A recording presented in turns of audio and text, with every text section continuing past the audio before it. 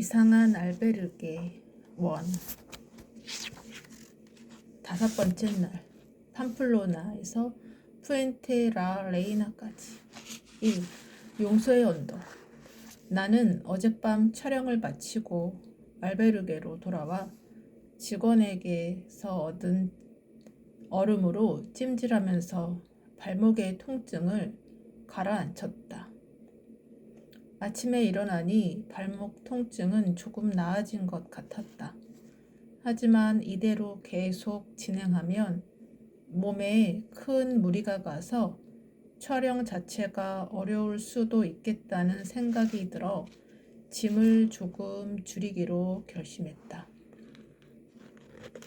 나는 촬영하는 데 필요한 최소한의 장비만 남겨두고 나머지 짐을 국제 택배로 보냈다. 짐이 절반으로 확 줄었다. 한층 가벼워진 몸과 마음으로 팜플로나의 우체국을 나서는데 스마트폰에서 알림 소리가 났다.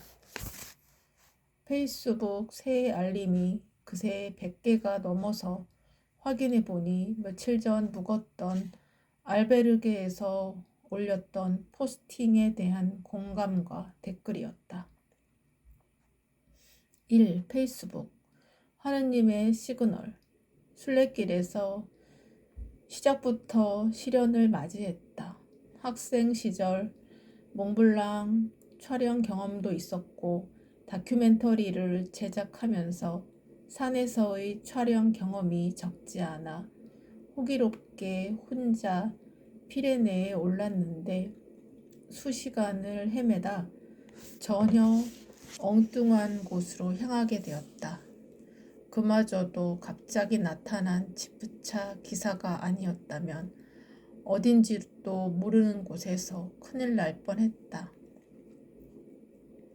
이 모든 일의 발단은 알베르게에 놓고 온 여분의 배터리 때문이었는데 그걸 찾으러 가지 않고 함께 출발했던 일행들과 피레네를 넘었다면 무사할 수 있었을까? 이 의문을 알베르게에 있는 질문함을 통해 질문했더니 예상치 못한 답변이 돌아왔다. 그 답변이 머릿속에 자꾸 맴돈다. 좋아요 106개, 댓글 32개, 공유 10회, 유혜선 대박 공감 공유합니다. 아이러브 순례길 조심하시지. 첫날부터 고생 많으셨네요. 순례자 하면 된다고 밀고 나가면 더 사고가 난다는 건가요? 와 이럴 수가. 김병아 수연아 괜찮은 거야? 어디 다친 데는 없어? 몸조심하면서 일정 봐. 구승모 에이 말도 안 돼. 한이 저도 길을 잃어버린 것은 아니지만 비슷한 느낌을 느낀 적이 있는데 지금 생각해보니 안 좋은 일이 일어나려고 그랬던 거였네요. 김정희 저는 종교가 없으나 우리 눈에 보이는 것이 전부가 아닌 것 같아요. 우리는 뭔가 보이지 않는 존재와 연결이 되어 있는 것 같아요. 박용수 나도 생장 갔었는데 거기가 어딘가요? 오은경 오 신기하네요. 촬영하시느라 바쁘시겠지만 제 질문도 대신해 주실 수 있나요? 고작 사흘 만에 좋아요 수가 평소의 3배가 넘었다. 내가 페이스북을 하면서 이렇게 많은 공감을 받은 적은 처음이었다. 댓글을 보니 순례길을 걸어 보았던 사람들이 상당히 많이 있다는 것을 알게 되었다. 또 생각지도 못한 뜨거운 반응에 어깨가 절로 으쓱해졌다. 댓글 중에는 거기가 어딘지를 묻는 것이 많았다. 사람들이 이곳을 많이 찾게 된다면 고급스러운 인테리어도 인상적이었지만 이런 알베르게가 아직 사람들에게 알려지지 않은 것도 신기했다. 하지만 이곳이 알려진다면 앞으로는 이해하기 상당히 힘들어질 것 같았다. 나는 발목 상태가 좋지 않아 어제 카를로스가 추천해준 살이 끼기까지만 가려고 했다. 10km 내외의 거리이기 때문에 그곳에서 하루 정도는 푹 쉬려고 했다. 그런데 페이스북에 올라온 공감과 댓글을 보니 나는 다음 질문 알베르게가 있는 푸엔테라레나로 얼른 가서 두 번째 질문을 하고 싶어졌다. 비록 살이 끼기 위해서 10km를 더 걸어가야 하지만 조금 무리하더라도 가야만 할 것 같은 기분이 들었다. 결국 나는 목적지를 살이 끼기 위해서 푸엔테라레이나로 바꾸고 다시 출발했다. 살이 끼기를 지나자 용서의 언덕으로 가는 오르막길이 시작되었다. 넓게 펼쳐진 밀밭 너머에 있는 능선을 따라 풍력 발전기가 길게 늘어서 있었다. 피레네보다는 수월한 길이었지만 아직도 통증이 남아있는 발목에 무리가 가지 않도록 쉬엄쉬엄 걸었다. 오르막을 오르는데 금발의 중년 남자가 쌓여있는 돌탑 위에 또 다른 돌을 얹고 있었다. 그리고 그는 두 손을 모은 채 잠시 눈을 감았다가 뜨고는 한동안 돌탑을 바라보았다. 그러고는 이내 바닥에 놓아둔 스틱을 집어들고 오르막길을 계속 올라갔다. 카톨릭 순례길에서 돌탑을 쌓고 기도하는 모습이 낯설면서도 신기했다. 소원을 비는 돌탑이 한국에만 있는 것은 아니네. 나는 다시 오르막을 올랐다. 풍력 발전기가 점점 가까워지며 몇몇 사람들이 서 있는 모습이 보이기 시작했다. 가까이 가서 보니 용서의 언덕 위에 설치된 조형물이었다. 나는 그곳에서 산 아래를 내려다 보았다. 드넓게 펼쳐진 멋진 경치에 속이 다 후련했다. 나는 카메라를 들고 조형물의 끝에서 끝까지를 앵글에 담았다. 조형물의 아래에는 스페인어로 무언가 적혀 있었는데 스마트폰으로 검색해보니 바람의 길이 별의 길과 교차하는 곳이라고 했다. 주변 언덕 주위로는 웅장한 풍력 발전기의 프로펠러가 윙윙 소리를 내며 돌아가고 있었다. 시원한 바람과 맑은 햇살 아래에서 어떤 사람들은 기도하고 있었고 또 어떤 사람들은 경치를 하염없이 바라보고 있었다. 그러던 중 따뜻한 햇살 아래 다정스럽게 앉아있는 한 노부부가 유난히 내 눈에 들어왔다. 한국인인가? 연세가 지긋해 보이시는데 이렇게 순례길을 다 오시고 그 모습을 바라보고 있으니 부모님 생각이 났다. 우리 부모님도 사기를 당하지 않았다면 저분들처럼 평온한 노후를 보내고 계실 텐데. 나는 평소에 감성적인 편은 아니었다. 하지만 지난 며칠간의 극적인 경험을 통해 내 안에 어떤 변화가 일어나서인지 그 모습을 보니 괜스레 마음 한편이 아려왔다. 나는 노 부부에게서 시선을 거두고 물병을 꺼내 물을 마시며 잔잔히 떨리는 마음을 추스렸다. 나는 인터뷰를 진행하기 위해 눈에 들어오는 갈색 단발머리 여자에게 다가갔다. 안녕하세요.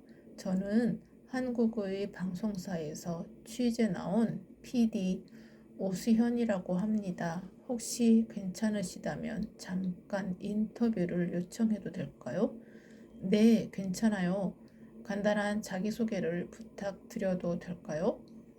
전 바로 이웃나라 포르투갈에서 온 조슈아라고 해요. 아주 가까이 살고 계시네요. 제가 알기론 포르투갈에도 순례길 코스가 있다고 들었는데 굳이 프랑스길에 오른 특별한 이유라도 있나요?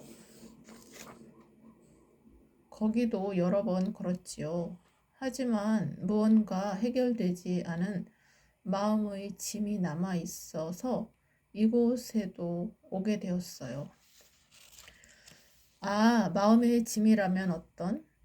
그녀는 잠시 고개를 돌리며 고민하다가 이내 결심한 듯 나를 바라보며 대답했다. 2년 전에 너무너무 힘든 일을 겪었어요. 제 딸 크리스티나가 15 나이로 스스로 생을 마감하고 하늘나라로 갔거든요.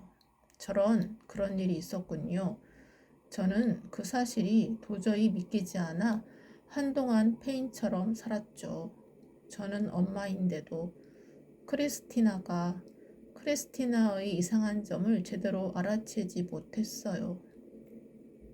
그저 아이가 새 학교로 전학한 뒤로 부쩍 집에서 말수도 없어지고 방 안에 혼자 있으려고만 하기에 사춘기를 겪나보다 했어요. 그런데 알고 보니 학교에서 친구들에게 학교 폭력을 당했던 거였어요.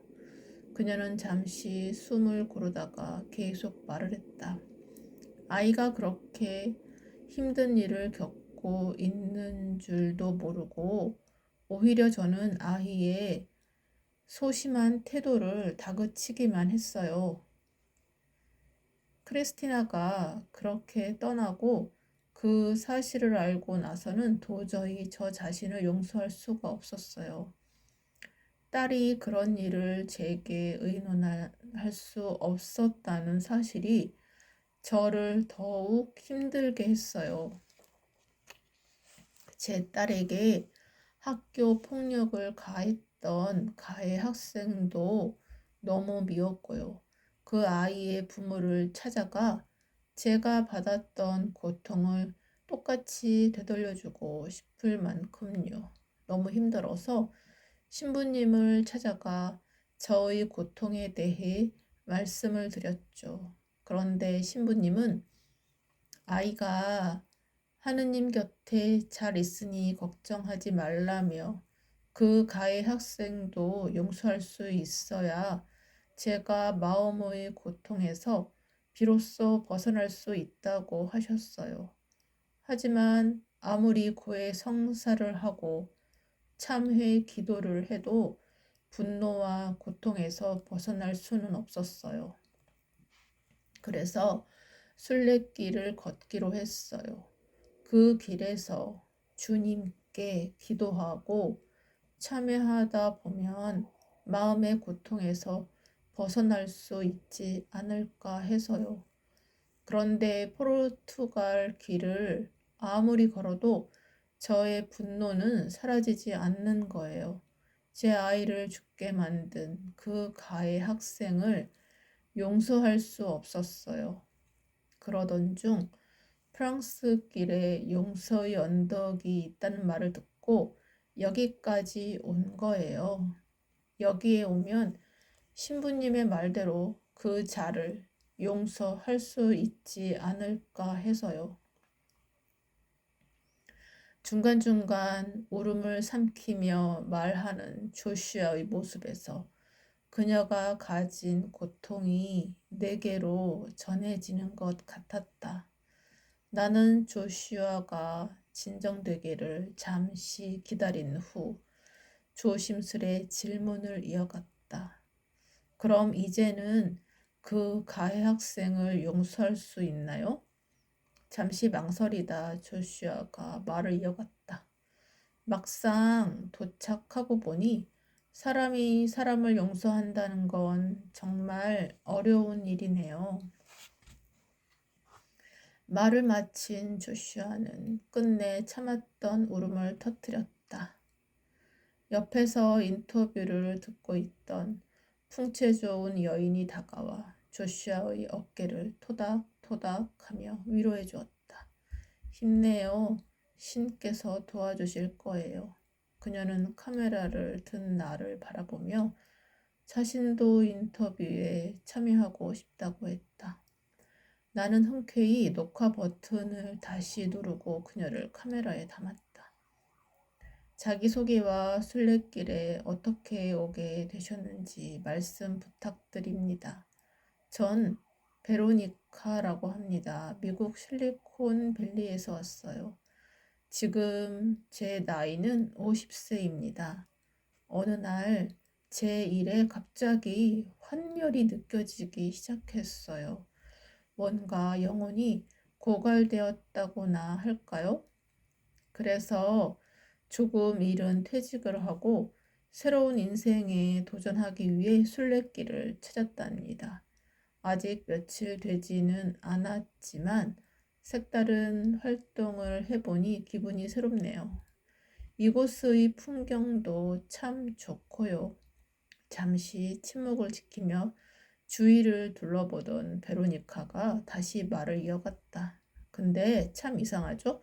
저는 오늘 이곳 용서의 언덕에 오기 전까지 누구를, 무엇을, 얼마큼 용서할까 고민했는데 막상 오고 보니 누구에게 용서받아야 할까로 고민이 바뀐 거예요. 순례길을 걸으면 걸을수록 제가 잘못 살아온 것들이 계속 떠올랐어요. 베로니카가 씁쓸한 미소를 지으며 옆에 앉은 한 청년을 바라보았다. 그 눈빛이 마치 이제는 당신 차례라는 신호처럼 느껴졌는지 그가 자연스레 인터뷰에 동참하게 되었다. 아, 저는 밀레라고 해요. 네덜란드에 살고요. 저도 퇴사하긴 했는데 다음 회사는 정해진 상태입니다. 이직 전에 한 달 정도 시간이 생겨서 산티아고까지 가보려고 이 길을 오게 되었어요. 오기 전에 인터넷으로 정보를 찾아보니 이곳 용서의 언덕이 아주 흥미롭더라고요. 풍경도 아름답지만 여기 있는 철 구조물의 조경도 이색적이었고 이름도 뭔가 의미심장하고요. 그래서 올라오는 길에 용서할 사람들을 한번 생각해 보았어요. 그런데 막상 와보니 가파른 언덕길에 짐도 무거워서 아무 생각이 안 나더라고요. 하하. 이후로도 몇 사람과 인터뷰를 더 했다. 사람들의 이야기를 들어보니 다들 공통적으로 용서해 주려는 사람이 있었다. 그리고 몇몇은 자신이 용서받아야 할 만큼 미안한 사람도 있다고 했다. 나는 인터뷰를 마치고 스마트폰을 꺼내어 잠시 떠오른 생각을 메모했다. 우리가 살아가는 동안 누군가를 용서하고 누군가로부터 용서받아야 하는 일이 얼마나 있는 걸까? 그리고 용서받고 나면 혹은 용서하고 나면 모두 해결되는 것일까? 나는 그때 문자 수신음이 울렸다. 알림, 오종규님께 자동이체가 완료되었습니다. 나는 아버지의 계좌로 돈이 이체되었다는 문자를 보자 친환경 사업에 손대셨던 아버지가 사기를 당하고 가족 모두가 쫓기듯 서울을 떠났던 때가 생각났다. 그 사기꾼만 아니었으면 우리 가족은 지금쯤. 나는 갑자기 떠오른 사기꾼 생각에 그동안 잊고 있었던 분노가 올라왔다. 그때 밀레가 다가와서 내게 질문했다. 미스터 오, 당신은 사람이 실수하거나 잘못을 저지르면 어느 선까지 용서해 줄 수 있나요? 글쎄요. 나는 갑자기 들어온 질문에 제대로 답을 할 수 없었다. 밀레의 목소리는 가볍고 맑고 가벼웠으나 나에게는 무엇보다 날카롭게 느껴졌다. 부모님께 사기친 그 사람을 용서해 줄 수 있는 날이 과연 있을까? 아무리 시간이 약이라고 해도 우리 가족에게 그런 날은 오지 않을 것 같았다. 용서의 언덕을 뒤로 하고 내려가는데 밀레가 한 질문이 머릿속에 계속 맴돌았다. 그때 발길은 자갈이 굴러다니는 내리막길을 걷고 있었다. 정신을 차리지 않으면 꽤 위험할 것 같았다. 순례자들을 모두 스틱을 단단히 잡으며 조심스레 내려갔고 넘어지지 않도록 서로 손을 잡아주기도 했다.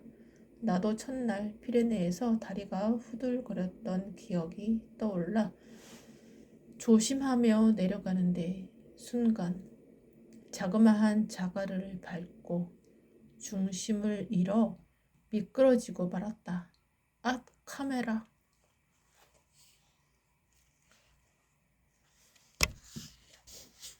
감사합니다. 오늘은 여기까지 읽겠습니다.